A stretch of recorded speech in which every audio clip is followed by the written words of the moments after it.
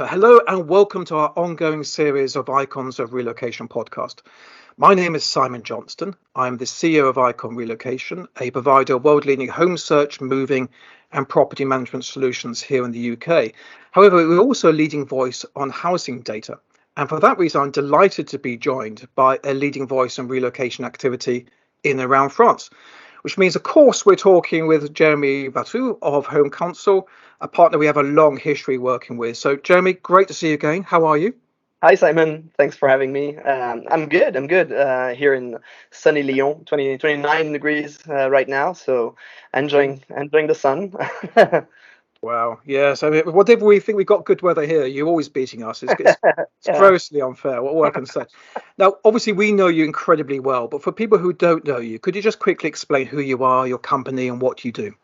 sure. So my name is Jeremy. I run Home Conseil Relocation. We are in the global mobility space for the past 30 years. We do provide relocation and immigration services into France, as well as outbound services into many destinations in the UK through Icon Relocation, obviously, our perfect partner. And we're I'm personally very happy to participate in the podcast and have an opportunity to, well, discuss both our markets, I guess. Yeah, which is a perfect link actually, because in the last few weeks and the last month or so, we've been really exploring what's been going on in the UK housing market, and why it's happened and what the changes are. Because only going back to the beginning of this year, we were saying a very different thing about the UK housing market, or certainly the London housing market. Maybe we sort of have a sort of London Paris conversation as well as a UK France conversation. But we're pointing out that actually the London housing market was dropping. The prices were dropping just even a handful of months ago. Very different animal now. So we've been exploring that and why that's happening. But at the same time, we know that a fast-moving housing market is not unique to us. Far from it. That there's changes everywhere. So could you give an insight as to what's the story in France or Paris in regard to what are you seeing there? So I think I have a very similar story to tell you, Simon. First off, Paris and London, I think, have very similar importance, respective importances in their countries, in the sense that they are so central and so big in their markets. So I think looking at either Paris or London will give you a good good insight on the whole country's real estate market. And secondly, I think Paris and London also share the kind of evolution that you just touched on. It was a bit further back that we had the same kind of a drop in pricing with the Parisian real estate market, probably between the first and third lockdowns. So probably mid 2020 until mid 2021 was the time where the real estate market of Paris's city limits was dropping in favor of the outer suburbs, where it was easier for people to get access to a balcony, an exterior, a garden, which was really something really sought after by by people after living through a few months of lockdown. Right. So we had kind of the similar trend going on. Prices picked up a little bit probably earlier, but slower than in London. And now I think we're back at the levels of pricing and stock availability in Paris that we experienced before the COVID breakout in 2020. So very similar, perhaps a little bit staggered in terms of Hmm.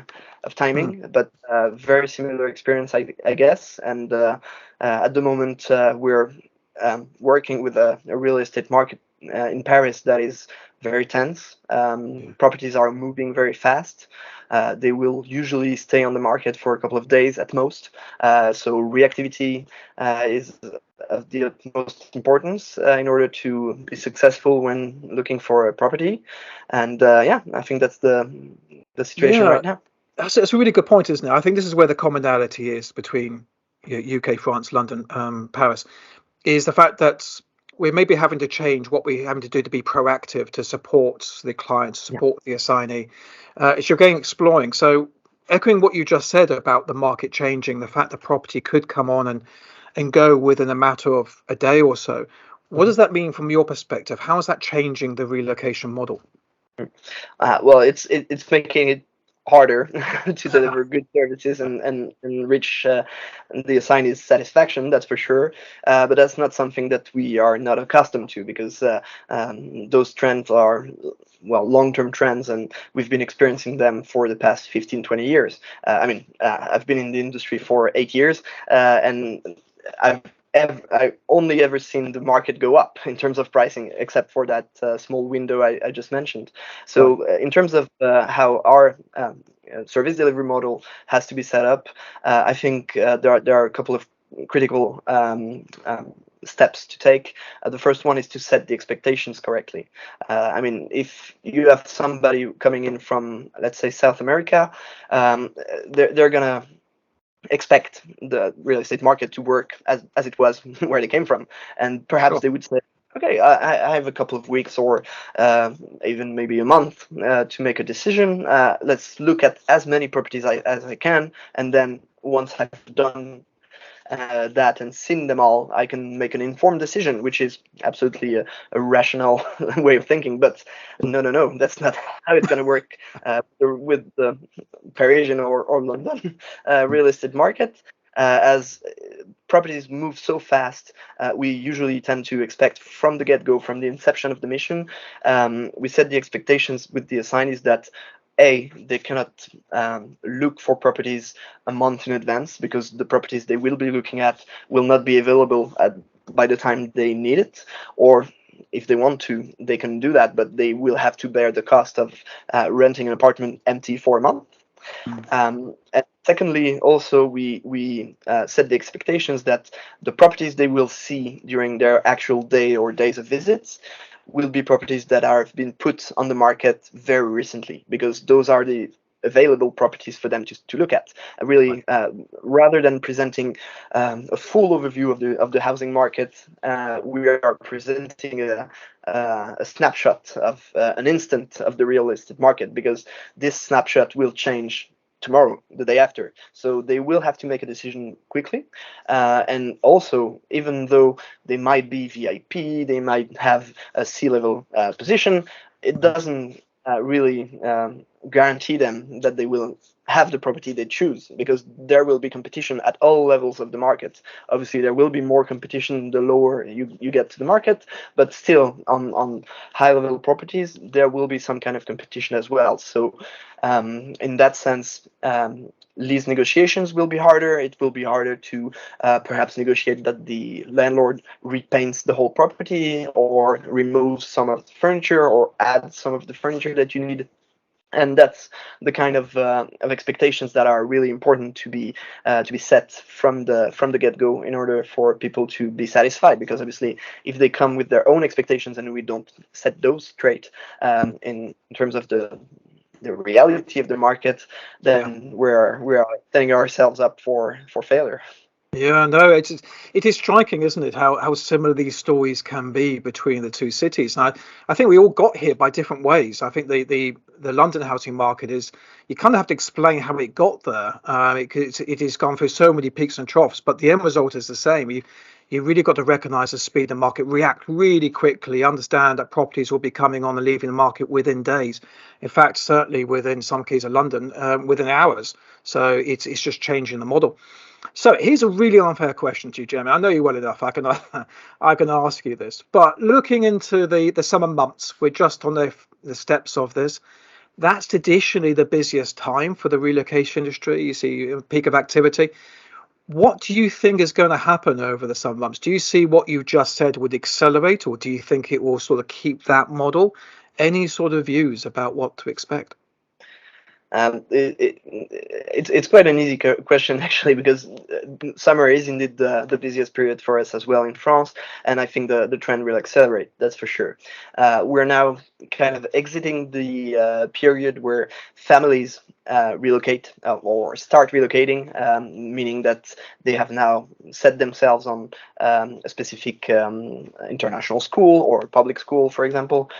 So really, now comes the time of looking for properties, and there's going to be fierce competition for those properties that are either close by to those international schools, usually located in the western suburbs of Paris, or with single or younger assignees who want to really have the full Parisian experience, really central neighborhoods, Le Marais, and so on. All those neighborhoods that you think of when watching Emily in Paris, and so forth. Sure. Those will be in high demand right now. So it's gonna be war during the summer. It's gonna be a tough summer in order to find a good property, and really our job as relocation professionals is to set expectations and also at times provide alternative solutions. It might be a better bet to stay a little bit longer in a temporary housing solution of good quality in order to weather the storm, wait for September to come, and look for a property that is more suitable to the needs of the family or the assignee. And yeah, that's I guess the big takeaway from all those peaks and troughs in the market that you mentioned. For us, Yeah. at least, is to remain agile, to be flexible, and to always have the assignee's satisfaction in mind in order to find a solution that's suitable. You know what? That's a really good turn of phrase, isn't it? Being flexible and agile. And I think that really sums up actually how to do it. And that's from our perspective as well as the client and the signees. If we can actually make sure that we are agile, we'll always get somebody through this. We'll find them a property. We just got to make sure that people understand what we're moving into. Okay, here's sort of a broader question, which might be a bit of fun. UK and France. From a UK perspective, you are our closest neighbour geographically in any sense of the word. And coming out of COVID and, dare I say it, Brexit, what sort of changes have you seen? And do you see that there might be an increased amount of relocation activity between the UK and France? Any views around that? Well, the age-old question of the French-British relationship, that's a good one. Um, Yeah, definitely there's an influx of business from our perspective. As you know, we're both relocation and immigration providers in France, Mm. so there's a big influx of UK-based assignees coming into France.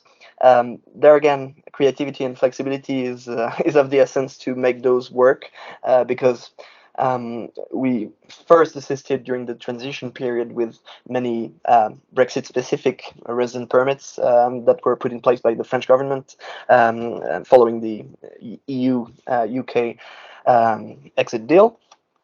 So that was a very a short-lived period, but now we can see that there is actually a lot of business and a lot of movement between the two countries, Mm. whether from the UK to France or the other way around. Business is actually there, and there's a new need created by Brexit that I'm quite happy Yeah. about as a migration provider. Obviously, I'm not that happy about it as a European, but still, that's an opportunity for us, and that's actually a good sign because it means that the UK and Europe through France. I, I believe it's the same situation with many other European countries, but those two still stay connected. It requires jumping through some new hoops in order to complete, but we're here for that, so that's a good Yeah, point. it's really nice to hear you say that. Actually, I have to say, because forget the politics of the situation, the UK and the France, and all the history, because there's some great fun, of stories you can tell between the two. But ultimately, we are friends. But the business levels between France and the UK, I think actually could really increase. We're seeing this. Yes, there's more activity going to France because of Brexit, but we're seeing massive amount of activities from Europe coming to the UK. It's a real win-win situation, and I think it's a lot of potential here to make sure that we support our clients in whichever way they might be moving. It's quite an interesting period of moving into. I think there's a lot more to come on this. Yeah, it's those kind of events always remind me of the Chinese symbol for risk, which is the same symbol as the symbol for opportunity. So every risk is an opportunity, and every opportunity presents its risk. So it's really the way I see the situation, and certainly the way it has been for the past few years now. I can't believe it's been years since Brexit happened, but there we Yeah. are. It is ridiculous, isn't it? Actually, I think we're still talking about it in some ways. But you're right. That's interesting. I didn't know that about the Chinese symbol for risk and what was it risk and Opportunity. well, there you go. I didn't know that. That's fantastic. Yeah, good insight. And maybe that's a perfect point to actually draw close to this as well. Jeremy, it's as always, it is a true pleasure talking to you. You guys are amazing. We've worked together for so long in the past, and I hope it will be the same thing for years and years to come. Thank you so much. I think it'd be quite fun to catch up later in the year and think about what has happened over the Yeah, market and see if we can find more sort of UK French connections. I think that could be quite a fun thing to explore. absolutely. I'd be thrilled, and I'd be very happy to revisit our predictions and see how wrong we were. Yeah, absolutely. Well, that would be something to listen to in a few months' time. So, again, thank you so much for your time. Real pleasure. Look forward to seeing you again very soon. Take care. Thank you very much. Thank Bye you, bye. Simon.